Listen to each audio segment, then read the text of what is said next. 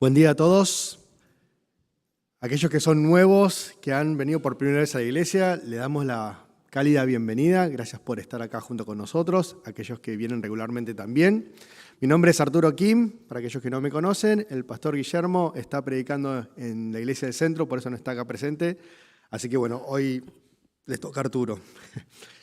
Vamos a meditar en la palabra de Jonás, capítulo 4, versículos 1 al 11. Y comienzo esto con una historia que, gracias a Dios, es pertinente por lo que pasó ayer, porque se trata de un amigo que en realidad dice que nunca lloró, o en realidad lloró solamente 2 veces en su vida. Una vez lloró porque falleció su abuela, que era como una especie de madre para él. No porque no tuviese madre y padre, sino por el cariño que tenía con respecto a su abuela que había partido. Y para él fue un gran dolor ese momento. El segundo motivo por el cual lloró en su vida es un poco más banal. Dice que cuando era pequeño tenía muchas ganas de comprarse algo y fue a la cartera de su madre. Y cuando fue a la cartera de su madre, lamentablemente justo la mamá lo encontró con las manos en la masa y le dijo: ¿qué haces? ¿Cómo podés atreverte a robarme a mí? Y ahí mi amigo, por primera vez en su vida, a los 10 años de edad, lloró. Lloró y dijo: ¡ah! Empezó a gritar desconsoladamente, me lo contó de primera mano. Y la mamá asustada le preguntó: ¿qué te pasa? ¿Por qué estás llorando de esta manera? Y dice: es que vos no entendés. Es que me quiero comprar la camiseta argentina y vos no me la comprás.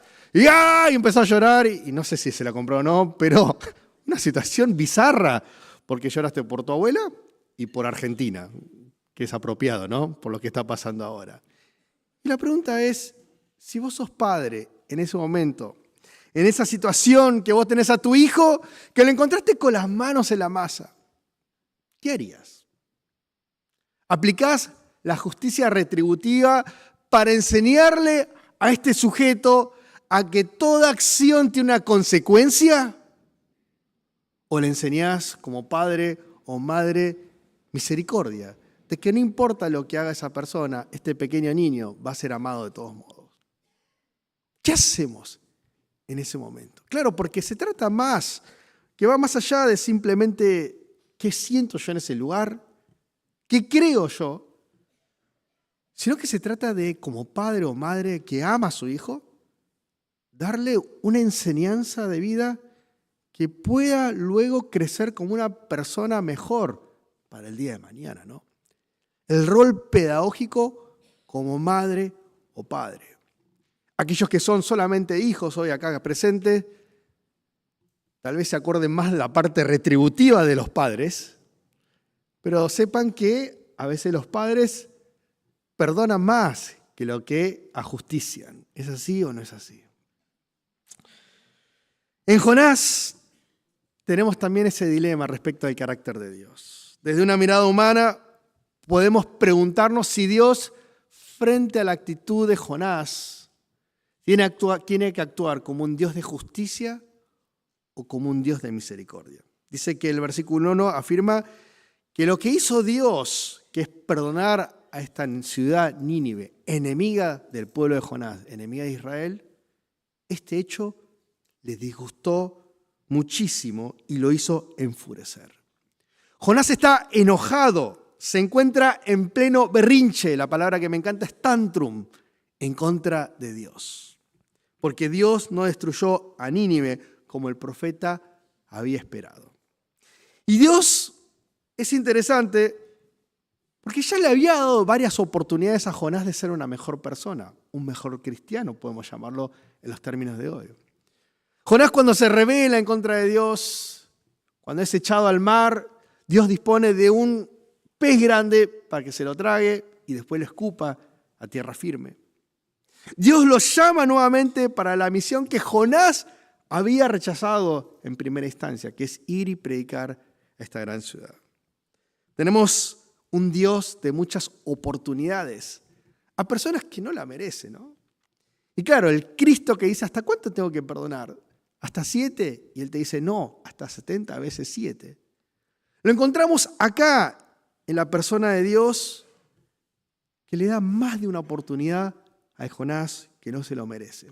Pero acá parece que un poco cruza la línea, porque tenemos un Jonás que en el final del libro está enojado en contra de Dios, haciendo un berrinche total, y nos preguntamos si es hora de que Dios comience a mandarle un mensaje firme a Jonás para que se ponga las pilas espiritualmente. Tiene que Dios ajusticiar a Jonás de una vez por todas para que aprenda por las malas que lo que está haciendo no está bien. Tiene que Dios enseñarle que, amigo, con Dios no se juega. Tiene que Dios mandarle una tormenta gigante, esta vez sobre su cabeza, una desgracia total, para enseñarnos a nosotros en el siglo XXI que con Dios no se juega. Por lo menos esto es lo que yo esperaría de Dios. Tal vez, y no quiero ser blasfemo, pero si yo me pongo en el lugar del Señor, haría exactamente lo mismo. Pero aquí que Dios toma una postura diferente. Es un Dios que en el pasaje de hoy vamos a ver que enseña, instruye y corrige, poniendo a Jonás como ejemplo de aquel que tiene la misericordia de Dios y percibe la justicia de Dios en ese mismo lugar. Nos encontramos con un ejemplo de un Dios justo y un Dios misericordioso al mismo tiempo. El Dios que tiene un gran desafío. Para Dios no es desafío mandar una tormenta. Para Dios no es desafío manejar a los animales de la naturaleza. No sé si hay desafío para Dios, pero si podemos llamarlo desafío, esto es tal vez ordenar un poco el corazón rebelde del ser humano. Y acá tenemos que Dios, como Padre amoroso y Maestro, que está cumpliendo un rol pedagógico en el ser humano, lo que hace es que Dios educa un corazón que continuamente levanta o se levanta en armas en contra de su Señor y su Creador. Dice el versículo 2 que oró al Señor Jonás de esta manera: «Oh Señor, no era esto lo que yo decía cuando todavía estaba en mi tierra. Por eso me anticipé a huir a Tarsis, pues sabía bien que tú eres un Dios misericordioso y compasivo, lento para la ira y lleno de amor, que cambia de parecer y no destruyes». Jonás escapó a Tarsis enfurecido y según él, porque sabía que Dios iba a perdonar o podía perdonar a los ninivitas, cosa que él no quería que sucediera. ¿Le creemos a Jonás? Claro que es verdad. Porque Jonás de primera mano era israelita, una nación que continuamente había experimentado un Dios que es compasivo, un Dios que no le dio a Israel su merecido, al pueblo de Dios, según sus idolatrías. Pero también la evidencia cultural habla de un Jonás que tal vez no quería ir a Nínive porque Asiria era una nación completamente violenta y como profeta que viene a predicar un juicio de Dios y está difícil. Tenemos un Jonás cuyo corazón es un misterio ambiguo. Su carácter es ambiguo, su fe es ambigua, no sabemos quién es Jonás. Pero lo certero es que Jonás estaba enojado con Dios. Y Jonás hace casi una cuasi blasfemia cuando dice que Dios es un Dios misericordioso y compasivo, lento para la ira y lleno de amor. Y dices, ¿pero por qué blasfemia? ¿No es esto una verdad de Dios? Y teológicamente podemos decir que está en lo correcto, Jonás.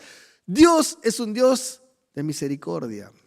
Pero claro, lo que hace Jonás es utilizar las palabras de un Moisés que hace casi como 500 años atrás, en una situación donde el pueblo de Dios estaba desenfrenadamente idolatrando un becerro de oro, Moisés le pide a Dios, por favor, perdona a este pueblo que es inútil y que está haciendo lo que no tiene que hacer. Y cuando sucede eso, Dios mismo confiesa de Él mismo que es un Dios compasivo, misericordioso, lento para la ira, grande en amor y fidelidad, pero que perdona la maldad y también castiga la rebelión. Y en vez de utilizar esta palabra para realzar el carácter misericordioso de Dios, Jonás lo que hace es querer resaltar ¿dónde está la justicia de Dios que castiga? Es un anti-Moisés, Jonás. Una persona que en vez de realzar el Dios de compasión, está queriendo sangre de parte de Dios. Tal vez sin darse cuenta de que él era el primer rebelde en contra de Dios. Jonás dice en el versículo 3, te suplico que me quites la vida, prefiero morir que seguir viviendo. Jonás se quiere morir, está tan enojado con Dios que dice, me quiero morir. Nos preguntamos si eso es verdad, que se quiere morir. Está un poco chantajeando a Dios con esta expresión que banalmente usamos diariamente. Me quiero morir. Me quiero morir. Ayer varias veces. Me quiero morir. Rechaza Jonás a Dios. Lo que está haciendo Jonás es funcionando no solamente como un anti-Moisés, sino como un anti-Elías. Porque Elías, cuando había cumplido la voluntad de Dios, había vencido a 400 profetas de Baal, esperaba la gran redención del pueblo de Dios, que se volviera el Dios verdadero, se encuentra huyendo por su vida y se da cuenta que su ministerio no había dado frutos. Como un pastor que predica diariamente y no ve cambios, se encontraba Elías en una situación de depresión, diciendo, basta ya, Señor, quítame la vida, porque no soy un buen profeta. Pero Jonás fue exitoso como profeta. Predicó y se convirtieron 120,000, amigo. 120,000. Si yo como pastor predico y se convierta uno, digo, ahora puedo llegar al cielo en paz. Se convirtieron 120,000. Es un profeta, podemos llamarlo en los términos del mundo, exitoso por los frutos que dio. Y no obstante, Jonás no quiere eso. Jonás quiere morirse porque tuvo éxito y quiere que se mueran los que le fue a predicar.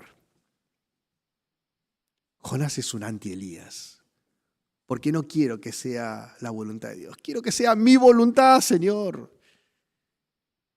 ¿No oramos nosotros recién, Padre nuestro, que estás en los cielos? Santificado sea tu nombre. Venga tu reino y hágase tu voluntad. Y acá está siendo el antipadre nuestro, Jonás. Quiero mi voluntad, Dios. Quiero que se mueran todos. No porque soy étnicamente correcto, pero todas las naciones que perezcan, menos Messi en la final. Jonás, quiero que sea mi voluntad, Dios. Ese es el corazón rebelde de Jonás que necesita ser educado. Tal vez algún argumento acá, pero yo no soy así. Yo quiero la voluntad de Dios. Y si sucede así, gloria a Dios. Pero cuando reviso mi corazón, en mi caso personal, muchas veces me doy cuenta que cuando digo que quiero hacer la voluntad de Dios, termino queriendo yo hacer lo que yo quiero. Y es algo que no puedo evitar. Mi corazón me empuja a hacer cosas que no quiero, sentir cosas que no quiero, querer hacer mi reino, mi kiosco, mis cosas. Cuando boca para afuera digo que quiero hacer la voluntad de Dios. Predico no porque quiero la gloria de Dios acá, sino porque me gusta a mí. Enseño no porque quiero que la gente conozca la palabra de Dios, sino porque me gusta a mí. Estudio no porque quiero ser el mejor instrumento, sino porque me satisface el ego. Trabajo no porque mi vida le pertenece a Cristo, sino porque con eso llego a fin de mes y hasta tal vez me doy un gustito en un fin de semana largo. El corazón necesita ser educado por Dios. Pedagógicamente necesito del Padre que venga y le enseñe, corrige, transforme, porque no quiero que sea la voluntad de Dios, sino que muchas veces en el fondo quiero que sea mi voluntad. Pero Dios educa, Dios corrige, Dios cumple el rol de maestro como Padre, mostrando su justicia y su misericordia. Dice el versículo 5 que Jonás salió, se sentó del este de la ciudad, hizo un cobertizo, se sentó bajo su sombra para ver qué iba a suceder con la ciudad. Jonás, vamos a darle a la derecha, es un hombre de coraje, ¿sí? Me gusta la gente que como que quiero esto sí o sí. Y está bueno que un poco seamos eso, pero acá a Jonás se le fue un poco la mano, porque a veces ese coraje no sirve espiritualmente, a veces es basta Jonás. Pero Jonás se sienta ahí a distancia para ver si Dios cambia de opinión y trae un fuego sagrado y consume, como Sodoma y Gomorra, la ciudad de Nínive. Tenemos acá que Jonás se sienta en ese lugar con temperaturas difíciles. Dice que tal vez en la zona más o menos unos 40 grados puede llegar, 43 grados, lo que serían las temperaturas máximas. Imagínate vos estar sentado ahí en el calor esperando que se queme la ciudad, te estás quemando vos en medio de eso. ¿Cuántas ganas tenés como para que suceda eso, como para que te morís deshidratado ahí? Pero dice que Dios en su misericordia, en vez de castigarlo, y en vez de que se muera desahuciado, hace que crezca una plantita. Algunos creen que se llama el castor oil, que crece rápido, y más o menos en 3 meses tiene unos cuantos metros. Unas hojas de 20 centímetros que pueden darte sombra. Parece que dice que Dios, para aliviarlo de su malestar, dispuso una planta la cual creció para cubrirlo a Jonás la cabeza con su sombra, y Jonás se alegró muchísimo. Y claro, Jonás, el que está enojado con Dios, se alegra porque ahora tiene una plantita. Una inutilidad. Dios dispone una planta. Esa palabra en hebreo se utiliza para hablar de que Dios dispone un pez, Dios dispone una planta, y cuando habla de eso, está hablando del Dios que está moviendo los hilos para enseñar algo. Dice que en el versículo 7, al amanecer, al día siguiente, Dios dispuso ahora un gusano que le hiriera y la planta se marchitó. O sea, el mismo Dios que puso la planta y que estaba contento con ahora, ¿qué hace Dios? Dispone un gusano para que ataque esa planta. Es decir, Dios parece que está jugando con las emociones del pobre profeta que ahora se muere de calor de nuevo. Y fíjate que dice que al salir el sol, Dios dispuso un abrasador viento del este. El sol hería en Jonás la cabeza, de modo que éste desfallecía y con ganas de morirse otra vez, prefiero morirme. Es una ironía continua esta historia, ¿no? Dios le da la planta, Dios dispone. ¿Por qué está sucediendo esto? ¿Por qué Dios haría que un gusano ataque la planta? La palabra ataque es importante en este contexto, porque está hablando de qué pasaría si Dios, en vez de atacar la planta, estuviese atacando a Jonás. ¿Qué pasaría si en vez de ser receptor de la justicia de Dios, la plantita, sería el Jonás que está continuamente rebelándose en contra de Dios? ¿Qué pasaría si en vez de un viento abrasador que le da en la cara a Jonás, es la ira de Dios que viene como tren hacia tu cara para mostrar que Él está enojado? Esa misma justicia que Jonás quiere para Nínive, ¿qué pasaría si Dios aplicara la misma ley? Y Jonás sería juzgado de esa misma manera. Pero Dios enseña su justicia de manera paternal. En vez de aplicar su justicia de manera total, le da un suave cariño en la cabeza de Jonás, atacando una simple planta, no para destruirlo, sino para construir su alma. Para mostrarle la misericordia de Dios y el poder de su justicia y el alcance de ella misma. Dice que Dios le dijo a Jonás, ¿tienes razón de enfurecerte tanto por la planta? Claro que la tengo, respondió, me muero de rabia. Y el Señor dijo, tú te compadeces de una planta que sin ningún esfuerzo de tu parte creció una noche y le apareció, y de Nínive, una gran ciudad donde no hay más de 120,000 personas que no distinguen su derecha y su izquierda, y tanto ganado, ¿no habría yo de compadecerme? Dios de misericordias, ¿no debería yo de compadecerme de estos 120,000 personas y muchos animales? Vos te preocupás por tu plantita, Jonás, y yo no me habría de preocupar por estas almas que necesitan de conocer la gracia salvífica. ¿Qué pasa si yo no me compadezco de estas 120.000 personas? ¿Qué pasa si yo hago justicia de una manera directa como merecen estas almas? ¿Qué pasa si aplico ese mismo criterio en tu vida, Jonás? Y te juzgo de la manera que te mereces por tu corazón rebelde. De hecho, yo te mostré un poquito de mi corazón justiciero. Ataqué tu plantita. Pero lo hice de una manera paternal, no para destruirte, sino para que conozcas que tengo el poder para ejercer justicia, pero que también soy un Dios de misericordia. Y este es un llamado que nos hace la palabra a reflexionar en nuestra relación con el Señor. Porque Jonás, somos todos Jonás. Todos tenemos un corazón que busca levantar su propio reino, que busca hacer su propia voluntad, y aunque no queremos que eso suceda, pasa. ¿Qué pasaría si Dios hubiese aplicado su total justicia sobre mí, pecador? Y no obstante, ese Dios de justicia también aplica su misericordia. Al disponer no ya un pez, no una planta, sino a su propio Hijo, para que sobre él caiga la justicia de Dios porque tenía que haber paga por el pecado. Y en su misericordia, el que tenía que ser atacado no lo fue.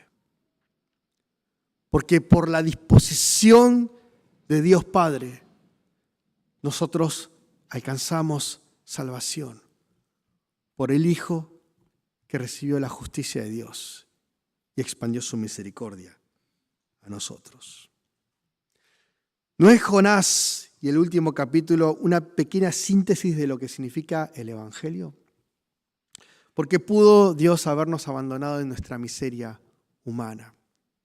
Pero este Dios justo y misericordioso interviene en nuestras vidas al ofrecernos esperanza, gracia y salvación a aquel que recibe a su Hijo Jesucristo como su Salvador.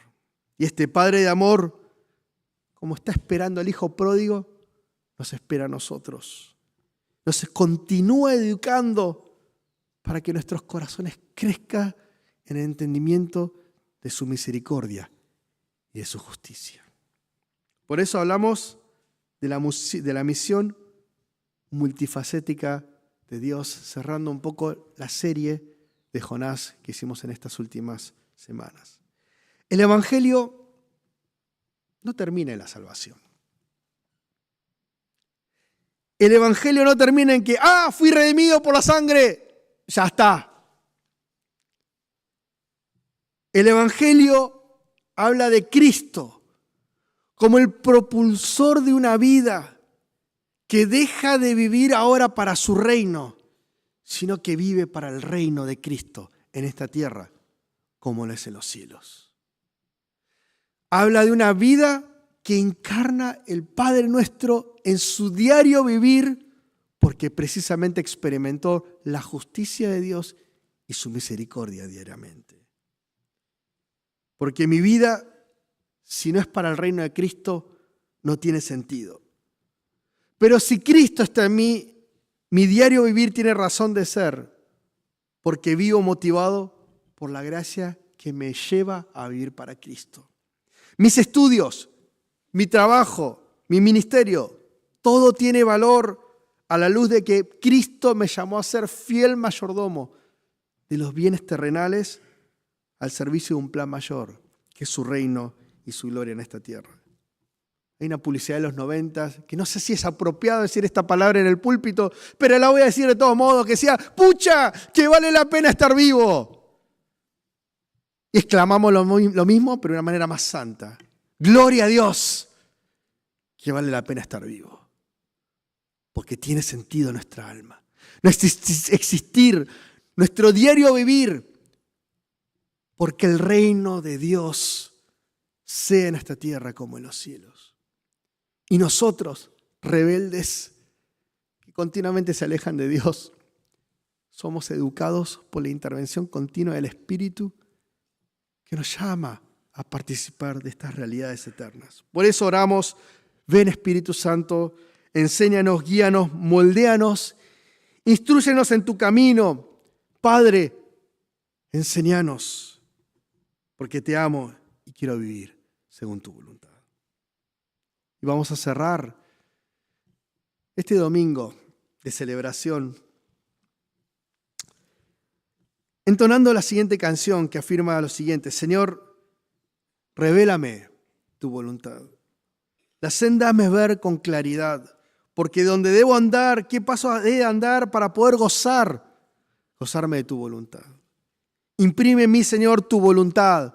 Pone en mi corazón de seguridad. Tu voz anhelo oír, haciéndome sentir el ansia de cumplir tu voluntad. He de aceptar, Señor, tu voluntad. En tiempos de dolor y adversidad, en medio de la aflicción, en prueba y tentación, que sea mi porción tu voluntad. Quiero probar, Señor, tu voluntad y el gran poder sentir de tu verdad. Por fe deseo andar, tu plenitud tomar y en todo tiempo amar tu voluntad. Cúmplase en mí, Señor, tu voluntad. Confío en tu poder y en tu bondad. Rindo mi ser a ti, que viva Cristo en mí. He de cumplir así tu voluntad. Amén. Padre Celestial,